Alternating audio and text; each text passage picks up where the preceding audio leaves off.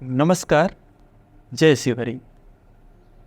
धार्मिक स्थलों की यात्रा के दौरान हमारी टीम आज मऊ के शांति कुंज गाय घाट के प्रांगण में उपस्थित हुई है, जहां मंदिर के वातावरण को देखकर मन को बहुत बड़ी प्रसन्नता हुई है। इसी दौरान इस मंदिर की देखरेख करने वाली संस्था श्री अमरनाथ सेवा समिति के महासचिव श्री राम सकल चौहान जी से हमारी मुलाकात हो गई। आइए अब इन्हीं से इस मंदिर के बारे में विस्तार से जानते हैं। राम सकल चौहान, महासचिव श्री अमरनाथ सेवा समिति। हम लोग विगत 25 से 30 वर्षों से पहले से यहाँ की सेवा में लगे हुए हैं और यहाँ की साफ सफाई सौंदर्यीकरण में हमारी समिति श्री अमरनाथ सेवा समिति की जान से लगी रहती है। और यहाँ पे गत 25 वर्षों से हम लोग बाबा बर्फानी के मेले के रूप में यहाँ सेवा करते हैं। बाबा बर्फानी के एक बहुत भव्य हर सावन में मेला लगता है, जिसमें हिमलिम के रूप में बाबा भोलेनाथ का दर्शन कराया जाता है और बहुत ही अधिक संख्या में लोग यहाँ आते हैं। और यहाँ की सुंदरता को देख करके, यहाँ की व्यवस्था को देख करके माननीय यशस्वी मुख्यमंत्री श्री योगी नाथ जी ने एक अच्छी बजट यहाँ के लिए 1,60,00,000 रुपये की बजट दिए, ताकि हम लोगों के और उनके सौजल से तमसा के घाट को सुंदर बनाया जा सके। यहाँ एक धर्मशाला दिए ताकि जो लोग गरीब हों, जो इलाज वगैरह नहीं बुक कर सकते, वो अपनी शादी विवाह को इक्विस करा सकें। और यहाँ पे शादी विवाह देखी देखा सब होता रहता है, लोग आते रहते हैं। और उनकी इस सेवा को देख करके माननीय यशस्वी प्रधानमंत्री जी की तरफ से एक भोलेनाथ की 51 फीट की प्रतिमा और इस समिति को गिफ्ट के रूप में मिली है, जो कि यहीं पे विस्थापित होगी। वह बहुत ही 51 फीट लंबी होगी और बहुत ही विशाल होगी, ताकि यह भविष्य में यह स्थान पूर्वांचल के एक अद्भुत अलौकिक स्थान के रूप में स्थित हो। और उसी के तहत हम लोगों ने माननीय नगर विकास मंत्री व ऊर्जा मंत्री श्री के शर्मा जी से 2-3 दिन पहले मिले और यहाँ के लिए पूरी विस्तृत रूप से चर्चा की गई।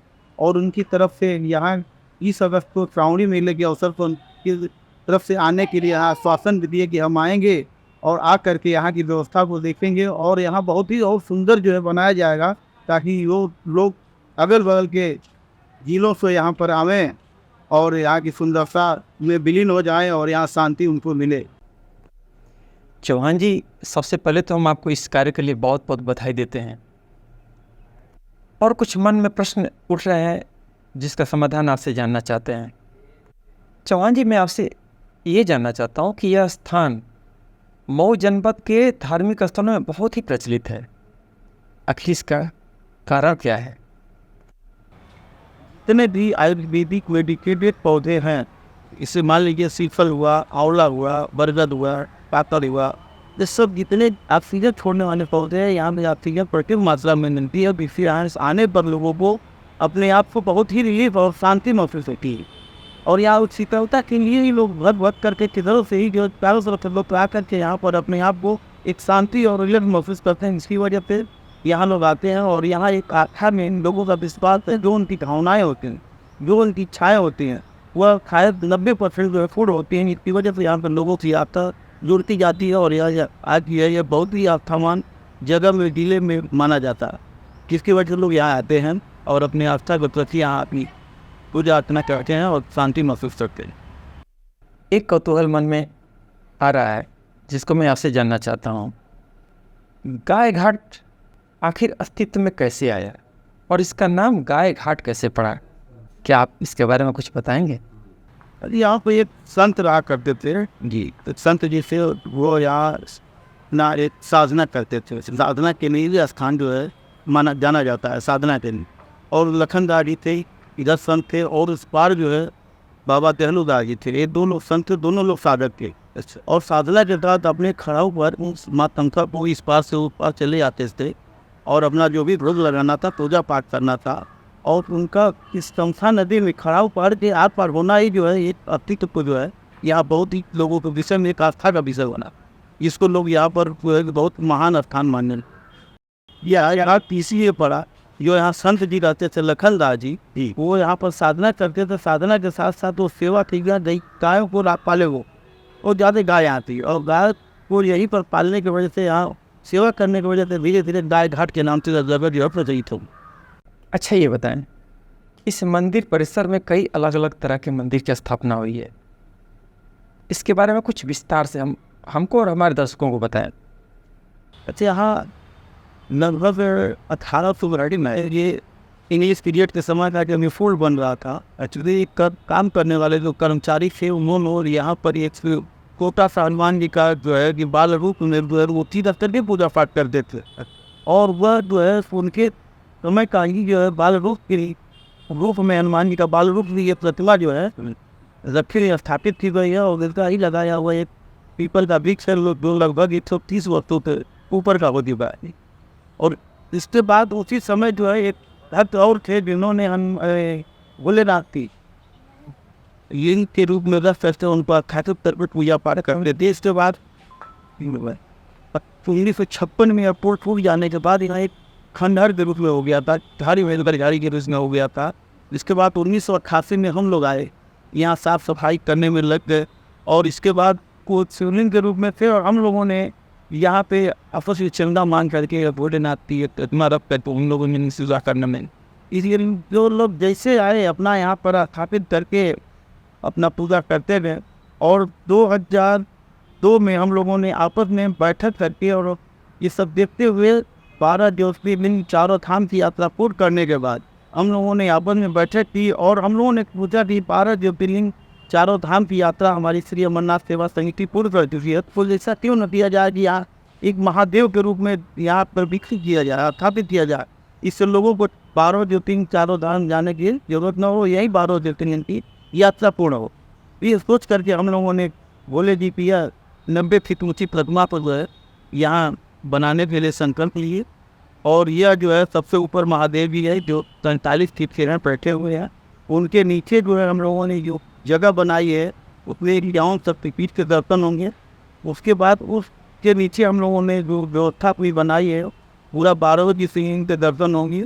इसके नीचे हम लोगों ने बनाई है तो क्या 9 दुर्गा के दर्शन होंगे, वो नवरात्रि में 9 दुर्गा का रूप होता है, उसमें दर्शन हो गई। और नीचे जो है एकदम बेसमेंट पे हम लोगों ने तपोस्थली के लिए बनाया है, ताकि आदमी पूरा दर्शन करके अपनी शांति के लिए उस तपोस्थली में जाए। इसमें एकदम पूर्ण होगा, हिमालय की तरह से जो है घाटी बने, और शंकर भगवान का पूरा ओम नमः शिवाय पर मधुर आवाज़ में ध्वनि निकलती रहेगी, और हमें एकदम शांति महसूस होगी। ये करके हम लोगों ने यह संकल्प किया, और भोलेनाथ जी 90 फीट की अद्भुत विशालकाय प्रतिमा से निर्माण में लगते।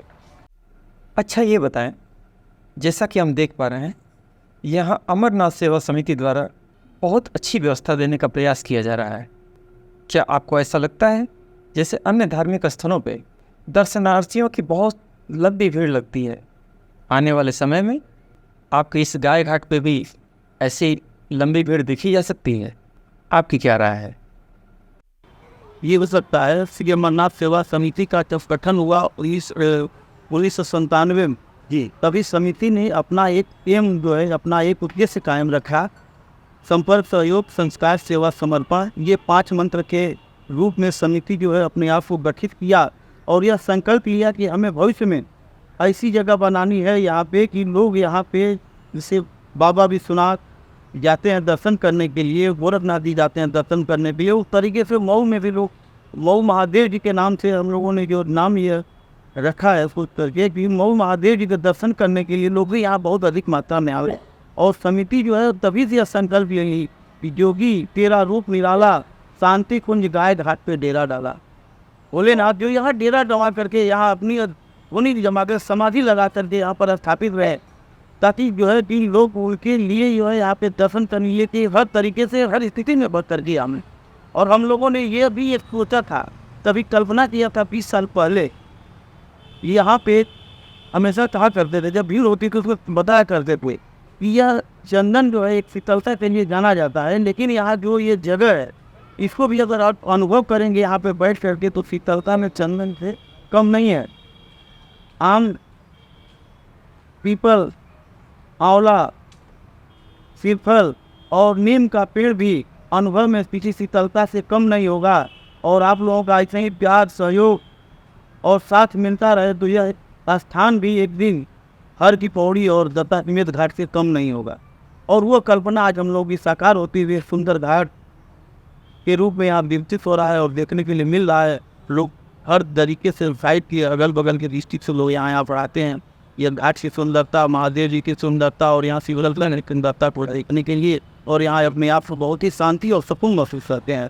इसलिए लोगों की संख्या आने जाने वालों की दिन प्रतिदिन बढ़ती जा रही है और यह वो भोलेनाथ से कामना करते हैं यह संख्या बहुत एक वृहद रूप में आए भविष्य में होगी। और यहाँ पर माननीय नगर विकास मंत्री जी के सहयोग से बहुत ही सुंदर भविष्य में बनने जा रहा है, जैसे कि लोग अधिक से अधिक संख्या में आएंगे और अपनी यहाँ पे सुकून और शांति महसूस करेंगे। जय भोलेनाथ। चलिए, बहुत हर हर महादेव, हर हर महादेव।